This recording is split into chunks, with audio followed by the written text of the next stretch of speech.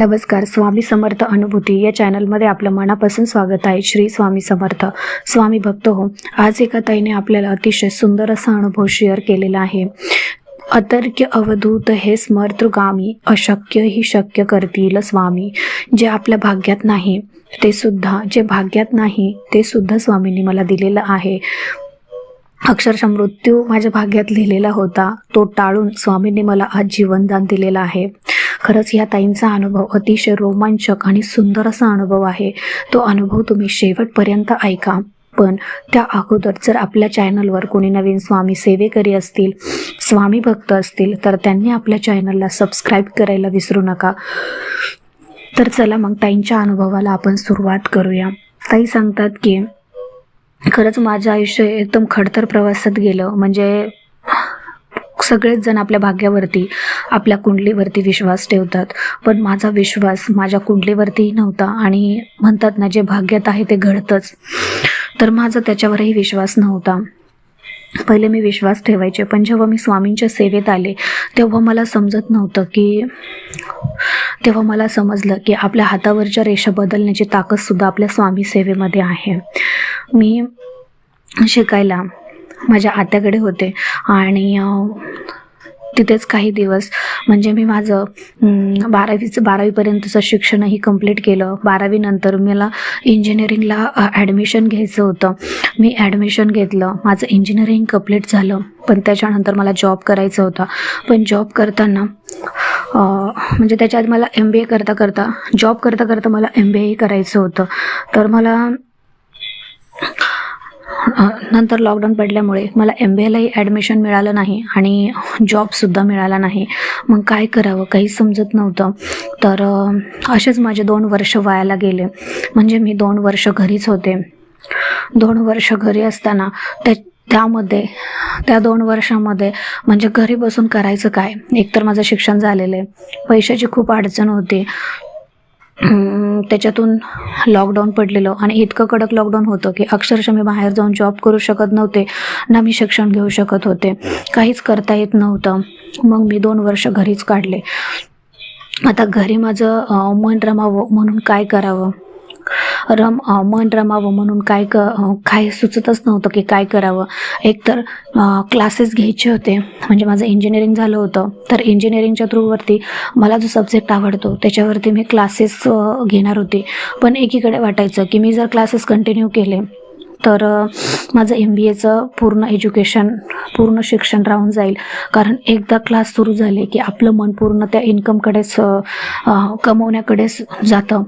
नंतर शिक्षणामध्ये आपलं मन रमत नाही, तर मध्येच क्लास पण बंद होऊन जातील. त्यामुळे तोही डिसिजन माझा राहून गेला.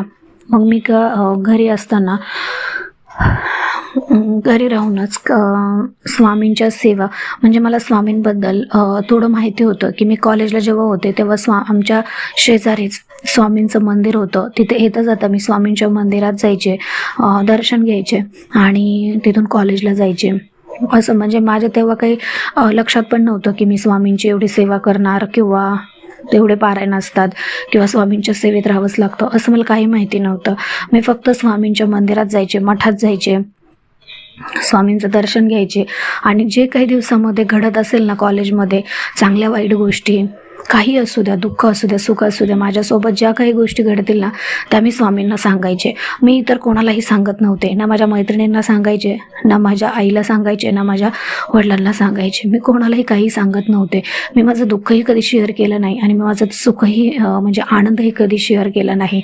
मी सगळं काही शेअर करायचे ते फक्त माझ्या स्वामी समर्थ महाराजांनाच. 1-1, 2-2 तास तिथे बसून स्वामींना सगळं काही सांगायचे. आणि म्हणजे मला एवढंच माहिती होतं की ही शक्ती आहे ना, ती काहीतरी म्हणजे चमत्कारिक आहे. आणि ह्या शक्तीमुळेच आज मी इंजिनिअरिंग कंप्लीट करते आहे. तिथे सगळे मला ताकद, जी काही माझ्या एक्झाममध्ये म्हणा किंवा जे काही समोर संकट येतात त्यांना तोंड देण्याची ताकद हे फक्त स्वामींमुळेच मिळते. मला एवढंच माहिती होतं. पण त्या बदल्यात मी कोणती सेवा करावी मला काहीच माहिती नव्हतं. मी फक्त आरतीला, गुरुवारी आरती असायची, रोज आरती असायची, पण गुरुवारच्या दिवशी खूप गर्दी राहायची. आणि गुरुवारचा दिवस हा आपला दत्त महाराजांचा, स्वामी समर्थ महाराजांचाच आहे. आणि त्या दिवशी मी आरतीला जायची. तेवढंच, माझ्या आयुष्यामध्ये मी दुसरं काही करतच नव्हते. मग इंजिनिअरिंग कंप्लीट झालं, पण मनामध्ये नंतर केंद्रामध्ये अशा सेवा देत होते की कोणत्या प्रश्नावरती काय सेवा करायची ते. मग मी म्हटलं आता माझं इंजिनिअरिंग कंप्लीट झालं आहे, 2 वर्ष काय करू मी घरी बसून, तर वेळ आहे तर आपण चला पारायण करूया. मग मी गुरुचरित्राचं पारायण केलं, स्वामी चरित्राचं पारायण केलं आणि स्वामींना संकल्प केला की स्वामी महाराजा काही करा, पण मला जॉबची खूप गरज आहे आणि माझी इच्छा आहे की मी जॉब करावा. तर त्या ताईंनी गुरुचरित्राचं पारायण केलं आणि जॉब करायला सुरुवात केली. गुरुचरित्राचं पारायण करायला सुरुवात केली. आणि तोपर्यंत कोरोना थोडासा कमी झालेला होता. ताईंनी ऑनलाईनच अप्लाय केलेलं होतं. मग तेव्हा अशी पद्धत होती की फेस टू फेस जरी इंटरव्ह्यू नाही झाले तरी कमीत कमी ऑनलाईन इंटरव्ह्यूज घेत होते. मग मी घरी बसूनच इंटरव्ह्यूज द्यायला लागले आणि इंटरव्ह्यू काही फेलही झाले, काही सक्सेसही झाले. तर एका जॉबमध्ये, म्हणजे जो मी इंटरव्ह्यू दिला होता ना, जो मला पाहिजे होता की तो म्हणजे जॉब हवाच आहे म्हणून, तर तो इंटरव्ह्यू मला इतका म्हणजे अवघड गेला होता की असं वाटायचं काय हे, म्हणजे मी नाही पास होऊ शकत त्याच्यामध्ये आणि नाही होणार माझं काम, मी नाही सिलेक्ट होणार. पण जेव्हा मी इंटरव्ह्यूज देऊन घरी आले आणि मी विषय सोडून दिला होता की आता माझं याच्यामध्ये सिलेक्ट होईल म्हणून, आपण नंतर अजून दुसऱ्या इंटरव्ह्यूची तयारी करू, असं माझ्या मनामध्ये होतं. पण काय आश्चर्य, 2 ते 3 दिवसामध्ये मला त्या कंपनीतून कॉल आला की तुम्ही सिलेक्ट झालेला आहात म्हणून. आणि तो दिवस होता गुरुवारचा. मी खरंच, माझा आनंद गगनात मावत नव्हता की मी विचार केला, मी ह्या कंपनीमध्ये इंटरव्ह्यू जो दिला होता तो मला इतका अवघड गेला होता की त्यांनी जे क्वेश्चन विचारले होते त्याचे मला काहीच आन्सर देता आले. प्रत्येक क्वेश्चनचं आन्सर, सगळ्याच क्वेश्चनचं मला आन्सर देता नाही आलं, तरी मला ह्यांनी कसं सिलेक्ट केलं असं. ही सगळी स्वामींची कृपा आहे, स्वामींची लीला आहे. हे नंतर मी माझ्या मनाला म्हटलं की खरंच स्वामी तुमची लीला अगाध आहे आणि तुम्हीच मला या इंटरव्ह्यूमधून क्रॅक केलं आहे, तुम्हीच मला सिलेक्ट केलं आहे. तर त्या ताई सांगतात की मी तिथेही खूप खुश झाले. म्हणजे मला जो आनंद होता तो गगनात मावत नव्हता. त्याच्यानंतर माझ्या आईने ब्राह्मणाकडे, म्हणजे आम्ही ज्या ब्राह्मणाकडे नेहमी पत्रिका बघायचो, कुंडली बघायचो, त्याच ब्राह्मणाकडे आईने एकदा माझी पत्रिका दाखवली की बाबा हे असं म्हणजे तिची पत्रिका कशी आहे किंवा पत्रिकेत काय दोष आहेत का किंवा काय. तर म्हणजे अशी सहजच दाखवली होती. तर त्या ब्राह्मणाने सांगितलं की तुमच्या पत्रिकेमध्ये आता नोकरीचा योग नाही आहे आणि तुमचा 2024मध्ये मृत्यूचा योग दिसत आहे म्हणून. तर त्या ताईंनी म्हणजे एवढं ऐकून घेतलं. पण जेव्हा ब्राह्मण बोलला की आता तुमचा नोकरीचा योग नाही आहे, तेव्हा त्या ताई लगेच बोलल्या की मी आता सध्या नोकरी करत आहे.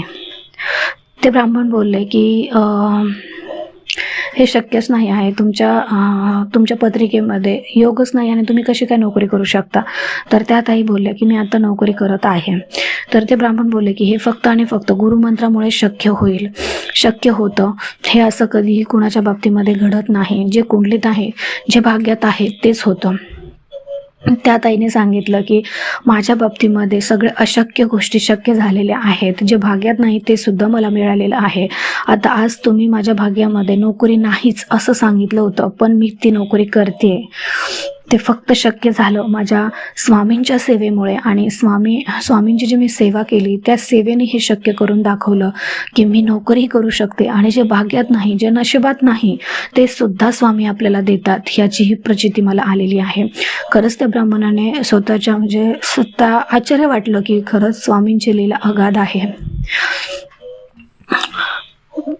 त्याच्यानंतर त्या ताईंना स्थळ बघायला सुरुवात केली. त्यांच्या आत्याने स्थळ बघायला सुरुवात केली. ते आत्याकडे राहिले होते, त्याच्यामुळे त्या आत्याने म्हणजे हळूहळू स्थळ बघायला सुरुवात केली. आता ते ताईंची एकच इच्छा होती की माझा जो पती होता ते मला जो मुलगा मिळणारा आहे तो धार्मिक असावा. मी जी स्वामींची सेवा करते ती त्याने मला पुढेही करून द्यावी आणि तोही सात्विक धार्मिक असावा. माझ्या कुठल्याच सेवेला त्याने अडवलं नाही पाहिजे. तर ताईला असंच एक स्थळ आलं आणि ते स्थळ म्हणजे चांगलं होतं, मुलगाही चांगला होता, सगळं व्यवस्थित होतं. ताईंचं लग्नही झालं. पण ताईंनी अगोदरच सांगितलं होतं त्यांच्या मिस्टरांना की मी दर पौर्णिमेला अक्कलकोटला जात आहे, तर मला इथून पुढेही लग्न झाल्यावरतीही तुम्हाला घेऊन जायचं आहे. पण त्यांचा म्हणजे ते स्वामींबद्दल माहिती होतं त्यांना, पण ते स्वामींना कधी मानत नव्हते. मग हळूहळू जसजसं त्यांचं ताईंच्या पौर्णिमेला जाण्याचं वाढलं तसतसं स्वामींनीही त्यांना खूप अनुभव दिले. मग जसजसे त्यांना अनुभव भेटत गेले तसतसं त्यांचा स्वामींवरती विश्वास बसत गेला. मग त्या ताई दर पौर्णिमेला अक्कलकोटला गेल्यावरती खरंच म्हणजे त्यांच्या डोळ्यांमध्ये अक्षरशः पाणी यायचं. म्हणजे अक्कलकोटला गेल्यावरती त्यांना खूप समाधान वाटायचं. त्या 2-2, 3-3 दिवस तिथेच राहायच्या, ते आणि त्यांचे मिस्टर. मग तिथून त्यानंतर गाणगापूरलाही जायच्या. गाणगापूरला गेल्याच्या नंतर म्हणजे एक दिवस तर असं होतं की तिथे गुरुचरित्राचं पारायण चाललेलं होतं, पण तिथे खूप म्हणजे गर्दी होती, तर त्यांना खूप वेळ लागणार होता. मग त्यांचे मिस्टर एवढा वेळ थांबू शकतात की नाही हे ताईंना प्रश्न होता. आणि ताईंची तर खूप इच्छा होती की त्यांनी गुरुचरित्राचं पारायण तिथे गाणगापूरमध्ये करावं म्हणून. तर काय आश्चर्य व्हावं, त्यांचे मिस्टर कधी न थांबणारे, कधी म्हणजे मानतही नसणारे, ते जेवढा वेळ ते गुरुचरित्राचं पारायण चालू होतं तेवढा वेळ ते तिथे गाणगापूरमध्ये माझ्यासोबत थांबले. म्हणजे हे खरंच स्वामींनी त्यांचं मन परिवर्तन केल्याची लीला आहे. त्यांचं म्हणजे ते कधी न मानणारे सुद्धा आपल्या स्वामी सेवेत येऊन स्वामींना मानतात. ही खरंच खूप मोठी गोष्ट आहे. एका पौर्णिमेला तर असं झालं होतं, रक्षाबंधन दिवशी पौर्णिमा होती, तर त्या पौर्णिमेला ताई आता दर पौर्णिमेला जातात, तर पौर्णिमा आली तर त्या म्हटल्या की मी आता स्वामींना राखी घेऊन जाते. तर गर्दी एवढी होती तिथे, एवढी गर्दी होती की अक्षरशः त्या ताईंना वाटायचं की माझी स्वामी राखी स्वीकारतील की नाही आणि माझी राखी स्वामींपर्यंत पोहोचेल की नाही, एवढी गर्दी होती. पण काय आश्चर्य व्हावं, जसजसं माझा नंबर येत गेला, म्हणजे आम्ही दर्शनाला रांगेमध्ये थांबलेलोच होतो, जसजसं माझा नंबर येत गेला तसतसं पुढं काही 10-12 लोक होते, तेव्हाच एका तिथल्या पुजाऱ्याने माझ्याकडं जी ही होती राखी होती ती मागितली आणि स्वामींना तिथे अर्पण केली. मला एवढा आनंद झाला, मी 2 मिनटं शांतच बसले की माझ्या मनात जे आहे ते असं कसं सत्यात उतरायला लागले. म्हणजे मला वाटत होतं की माझ्या हातून त्या पुजाऱ्याने ते अंगठी घ्यावी, स्वामींपर्यंत पोहोचावी, आणि अगदी तसंच झालं. आणि त्या पुजाऱ्याने तिथे राखीही ठेवली, स्वामींना अर्पण केली आणि तिथून एक पेढ्याचा बॉक्सही माझ्या हातात दिला. म्हणजे स्वामींनी माझं गोडही तोंड केलं आणि राखी बांधून घेतली. मग त्या दिवशी मी इतकी धन्य झाले की माझ्या मनात जी इच्छा होती ती स्वामींनी पूर्ण केली. म्हणजे रक्षाबंधन दिवशी माझी राखी स्वामींनी स्वीकारली. खरंच स्वामींची लीला अगाध आहे. अगाध म्हणजे मी शब्दात वर्णन करू शकत नाही, एवढी स्वामींची लीला अगाध आहे. त्याच्यानंतर माझ्या पत्रिकेमध्ये 2024पर्यंतच योग होता. म्हणजे 2024पर्यंतच माझं आयुष्य होतं, तिथून पुढे मला मृत्यूयोग होता. म्हणजे मी जगणारच नाही असा. पण काय स्वामींचा मी तारक मंत्र म्हणत जायचे आणि 2024 आलं आणि 2024मध्येच माझा खूप मोठा ॲक्सिडेंट झाला.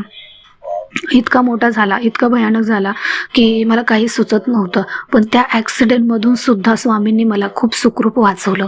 कारण जेव्हा मी बाहेर जायचे तेव्हा माझ्या मुखामध्ये नेहमी स्वामींचा तारक मंत्र असायचा.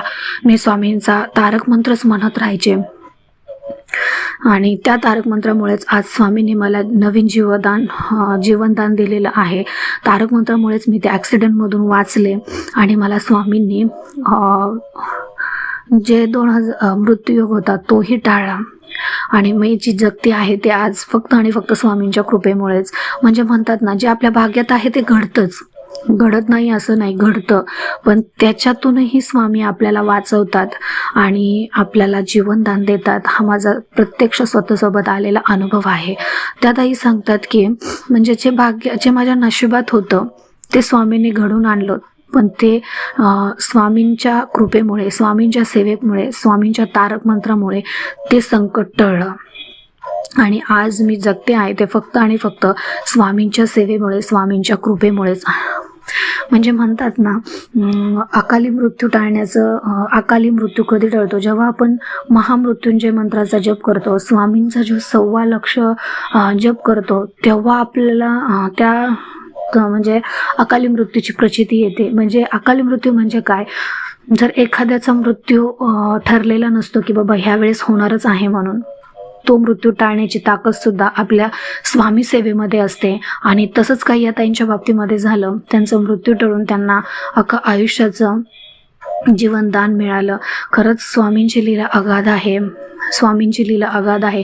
जो स्वामींच्या सेवेत आहे ना, तो कधीच वायाला जात नाही. त्या ताई सांगतात की सर्व सेवेकऱ्यांना, सर्व स्वामी भक्तांना माझं एकच सांगणं आहे, तुम्ही कितीही शिकलेले आहात, तुम्ही कितीही उच्च पदावर जा, तुम्ही कितीही पैसा कमवा, पण तुम्ही जोपर्यंत तुमच्या म्हणजे गुरूंपर्यंत पोहोचत नाही, अध्यात्मामध्ये येत नाही, तुम्ही गुरु कोणालाही माना. असं नाही की मी म्हणते स्वामी समर्थ महाराजच तुमचे गुरु आहेत, पण तुम्ही जोपर्यंत आयुष्यामध्ये कोणाला गुरु मानत नाही किंवा एखादा मार्गदर्शक चांगला ठेवत नाहीत, अध्यात्मामध्ये येत नाहीत, तोपर्यंत तुमच्या आयुष्याला काहीही अर्थ उरत नाही.